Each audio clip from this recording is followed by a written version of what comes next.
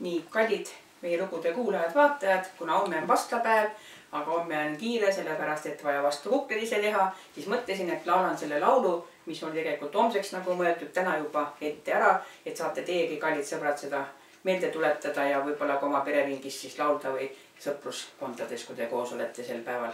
Ja see laul on siis Vastlad. See on Eesti rahvaviis. Täna liugu laseme, hõissa meil on vastlad, seljas kaasuklumine, jalas valged pastlad.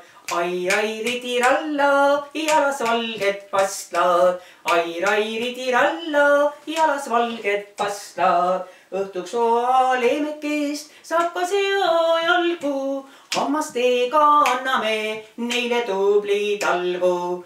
Ai, ridiralla, neile tubli talgu. Ai, ridiralla, neile tubli talgu. Pärast seda kuulame, kas ju pill ei hüüa, et võiks õhtul tublisti vastlavalssi lüüa.